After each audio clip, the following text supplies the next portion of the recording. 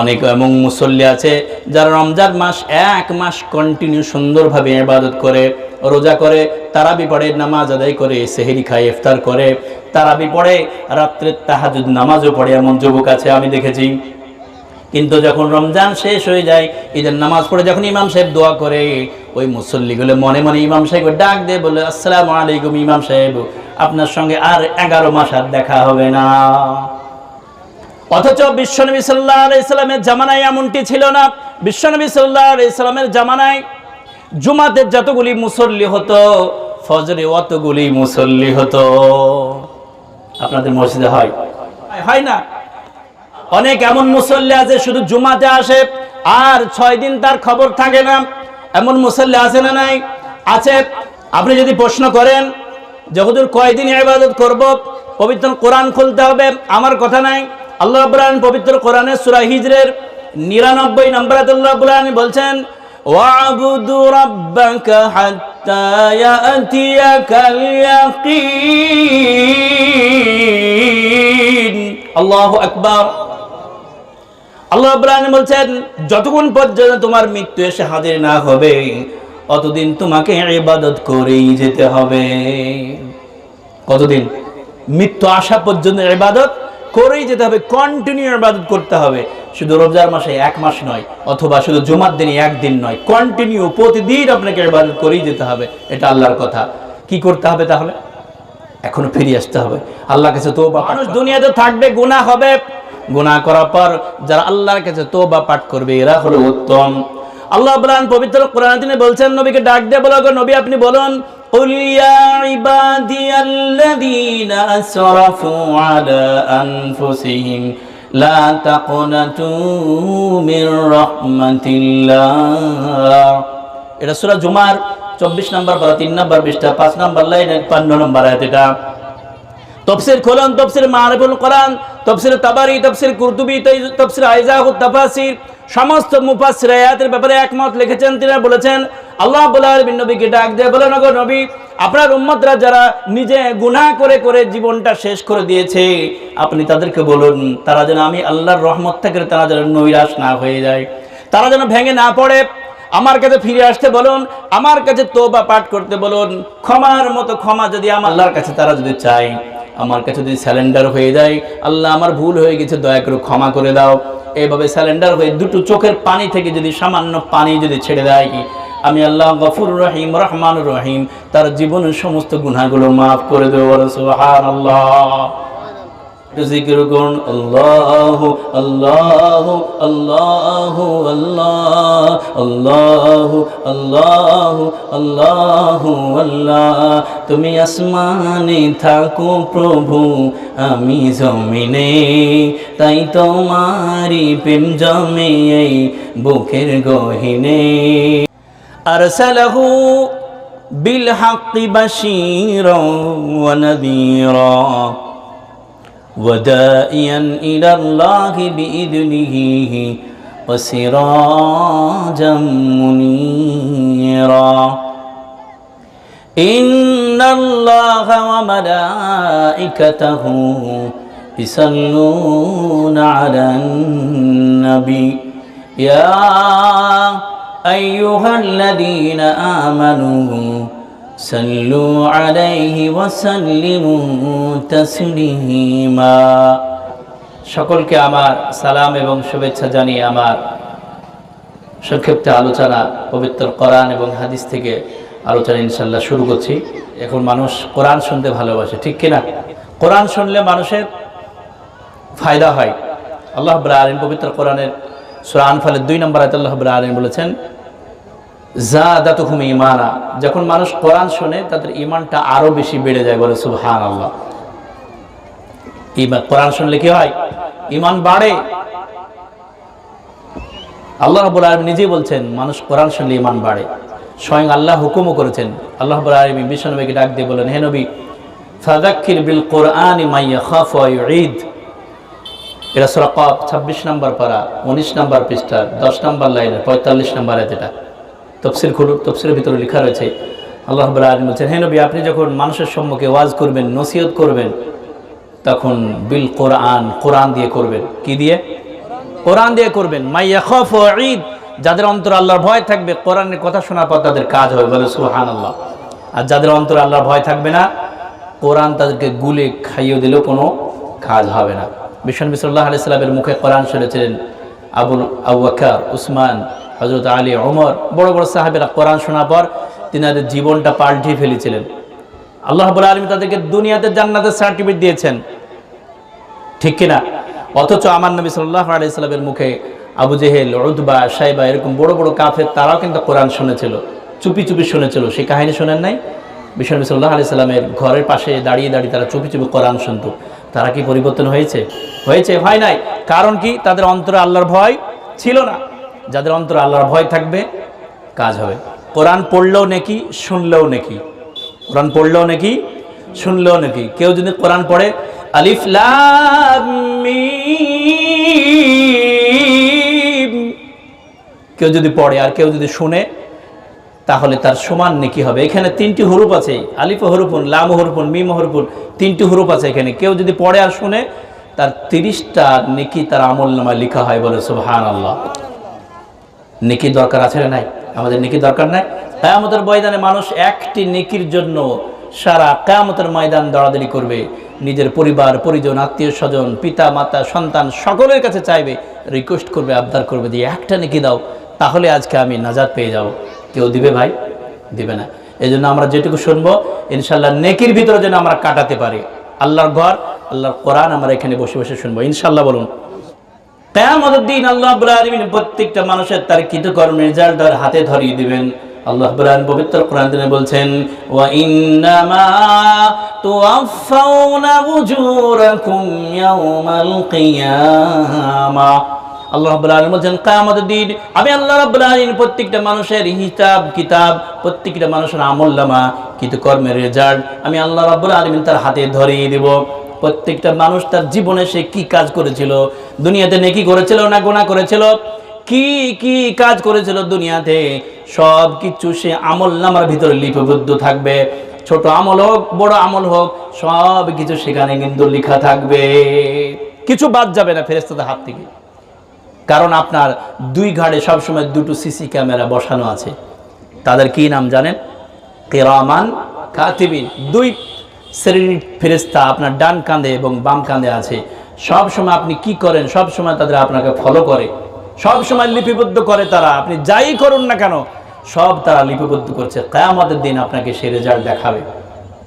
বাচ্চারা যখন পড়াশোনা করে, গোটা বছর পড়াশোনা করার পর একটা পরীক্ষা হয়, পরীক্ষা হওয়ার পর একটা রেজাল্ট দেওয়ার দিন আসে কি আসে না? তখন বোঝা যায় যে বাচ্চাটি কেমন পড়াশোনা করেছে, ঠিক কিনা?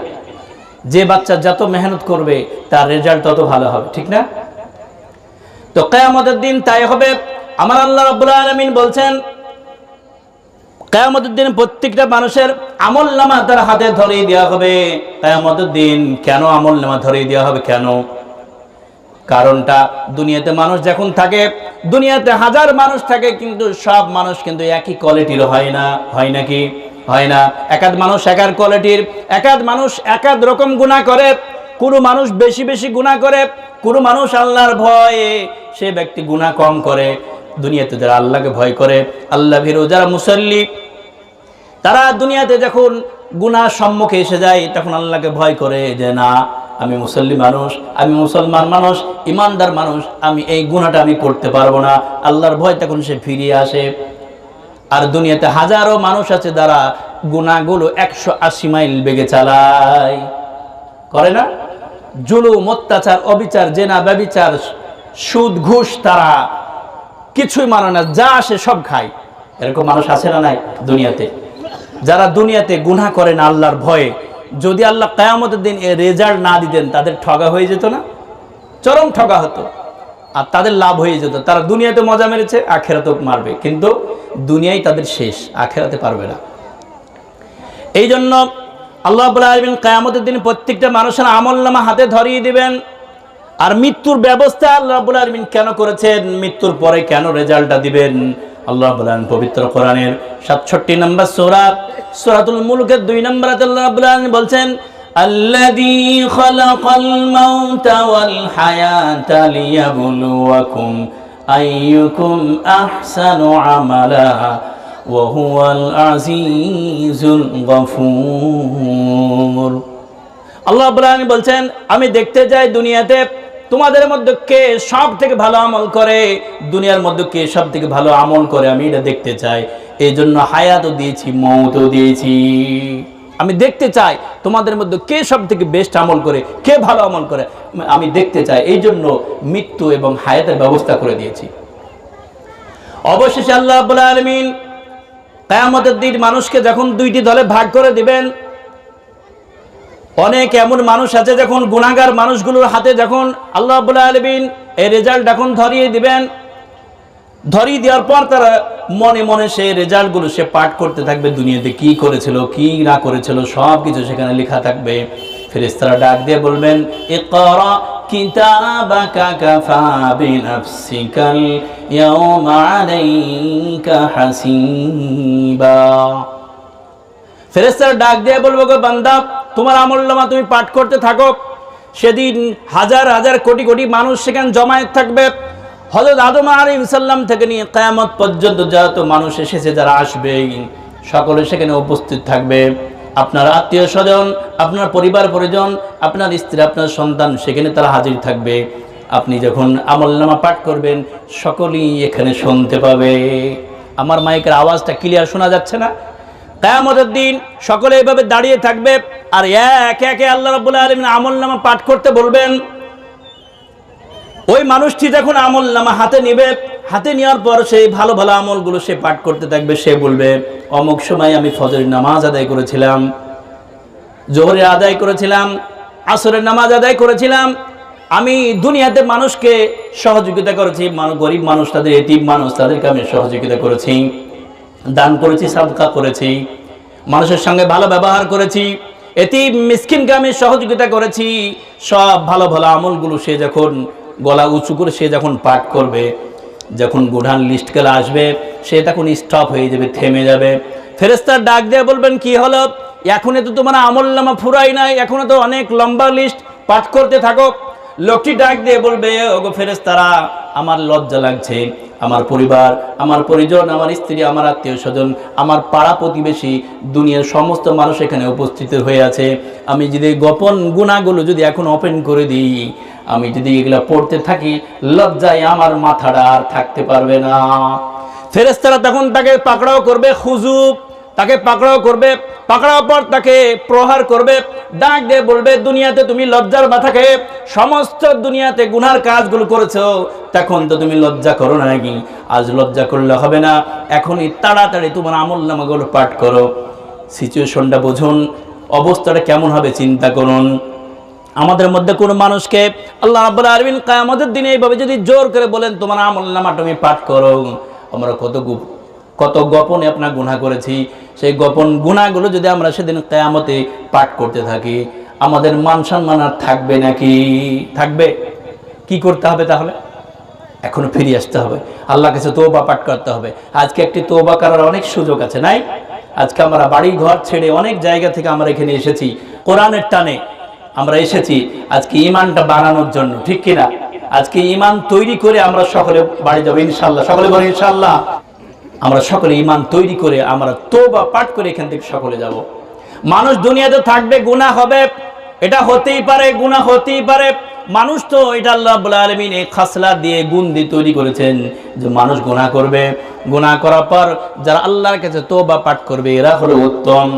আল্লাহ রাব্বুল আলামিন পবিত্র কোরআনে তিনি বলছেন, নবীকে ডাক দিয়ে বলো, নবী আপনি বলুন, কুল ইয়া ইবাদিয়াল্লাযীনা আসরাফু আলা আনফুসিহিম লা তাকনাতু মির রাহমাতিল্লাহ। এটা সূরা জুমার 24 নম্বর পারা 3 নম্বর পৃষ্ঠা 5 নম্বর লাইনে 53 নম্বর আয়াত। এটা তাফসীর খোলন, তাফসীর মারিফুল কোরআন, তাফসীর তাবারি, তাফসীর কুরতুবী, তাফসীর আইজাহুত তাফাসির, সমস্ত মুফাসসির আয়াতের ব্যাপারে একমত লিখেছেন। তিনি বলেছেন, আল্লাহ রাব্বুল আলামিন নবীকে ডাক দিয়ে বলেন, ওগো নবী, আপনার উম্মতরা যারা নিজে গুনাহ করে করে জীবনটা শেষ করে দিয়েছে, আপনি তাদেরকে বলুন, তারা যেন আমি আল্লাহর রহমত থেকে তারা যেন নৈরাশ না হয়ে যায়, তারা যেন ভেঙে না পড়ে। আমার কাছে ফিরে আসতে বলুন, আমার কাছে তওবা পাঠ করতে বলুন। ক্ষমার মতো ক্ষমা যদি আমি আল্লাহর কাছে তারা যদি চাই, আমার কাছে যদি স্যালেন্ডার হয়ে যায়, আল্লাহ আমার ভুল হয়ে গেছে, দয়া করে ক্ষমা করে দাও।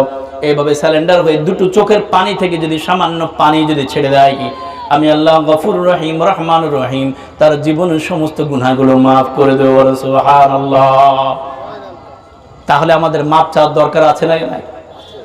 দরকার নাই? আছে।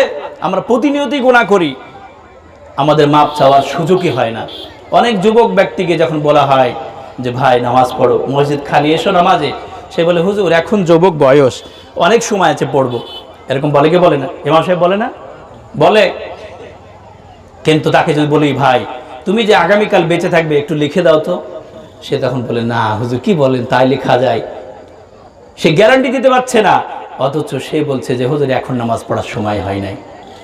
অনেক এমন মুসল্লি আছে যারা রমজান মাস 1 মাস কন্টিনিউ সুন্দরভাবে ইবাদত করে, রোজা করে, তারাবি পড়ে, নামাজ আদায় করে, সেহরি খায়, ইফতার করে, তারাবি পড়ে, রাত্রে তাহাজ্জুদ নামাজও পড়ে, এমন যুবক আছে আমি দেখেছি। কিন্তু যখন রমজান শেষ হয়ে যায়, ঈদের নামাজ পড়ে যখন শেষ হয়ে যায়, সালাম ফেরা হয়ে যায়, ঈদের নামাজ পড়ে যখন ইমাম সাহেব দোয়া করে, ওই মুসল্লিগুলো মনে মনে ইমাম সাহেবকে ডাক দিয়ে বলে আসসালামু আলাইকুম ইমাম সাহেব, আপনার সঙ্গে আর 11 মাস আর দেখা হবে না। এরকম মুসল্লি আছে না আপনাদের দিকে? কসবায় নাই মনে হয়, আমাদের দিকে আছে, আমরা দেখেছি। আমি একজন মসজিদের ইমাম, আমি একজন মাদ্রাসার খাদেম। অথচ বিশ্বনবী সাল্লাল্লাহু আলাইহি সাল্লামের জামানায় এমনটি ছিল না। বিশ্বনবী সাল্লাল্লাহু আলাইহি সাল্লামের জামানায় জুমাতে যতগুলি মুসল্লি হতো, ফজরে অতগুলি মুসল্লি হতো। আপনাদের মসজিদে হয়? হয়? জুমাতে যতগুলি মুসল্লি ফজরে হয়, ইমাম সাহেব বলতে পারবেন? হয়? হয় না? জুমার দিনে মসজিদে আটে না, আর ফজরে প্রথম কাতারে ভর্তি হয় না, ঠিক না? অথচ জুমার নামাজ আপনার জন্য ফরজ ছিল, ফজরের নামাজটা আপনার জন্য ফরজ, ঠিক কিনা? 5 ওয়াক্ত নামাজ আপনার জন্য ফরজ, শুধু জুমা নয়। অনেক এমন মুসল্লি আছে শুধু জুমাতে আসে আর 6 দিন তার খবর থাকে না। এমন মুসল্লি আছে না? নাই? আছে। একদিন সপ্তাহে ইবাদত করে সফলতা পাওয়া যাবে না, সম্ভব নয়। এই জন্য ফিরে আসতে হবে আমাদেরকে, দৈনিক আমাদেরকে ইবাদত করেই দিতে হবে। আপনি যদি প্রশ্ন করেন হুজুর কতদিন ইবাদত করব, পবিত্র কোরআন খুলতে হবে, আমার কথা নাই। আল্লাহ রাব্বুল আলামিন পবিত্র কোরআনে সূরা হিজরের 99 নম্বর আয়াতে আল্লাহ রাব্বুল আলামিন বলছেন ওয়া'বুদু রাব্বাকা হাত্তা ইয়াতিয়াকাল ইয়াকিন। আল্লাহু আকবার। আল্লাহ রাব্বুল আলামিন বলছেন যতক্ষণ পর্যন্ত তোমার মৃত্যু এসে হাজির না হবে অতদিন তোমাকে ইবাদত করেই যেতে হবে। কতদিন? মৃত্যু আসা পর্যন্ত ইবাদত করেই যেতে হবে, কন্টিনিউ ইবাদত করতে হবে। শুধু রমজান মাসে 1 মাস নয়, বা শুধু রমজান মাসে 1 মাস নয়, অথবা শুধু জুমার দিনে 1 দিন নয়, কন্টিনিউ প্রতিদিন আপনাকে ইবাদত করেই যেতে হবে। এটা আল্লাহর কথা। একটু জিকির করুন, লা ইলাহা ইল্লাল্লাহ আল্লাহু আল্লাহু আল্লাহু আল্লাহ আল্লাহু আল্লাহু আল্লাহু আল্লাহ। তুমি আসমানে থাকো প্রভু, আমি জমিনে, তাই তোমারি প্রেম জমে এই বুকের গহীনে। তুমি আসমানে থাকো প্রভু, আমি জমিনে, তাই তোমারি প্রেম জমে এই বুকের গহীনে। আল্লাহু আল্লাহু আল্লাহু আল্লাহ আল্লাহু আল্লাহু আল্লাহু আল্লাহ।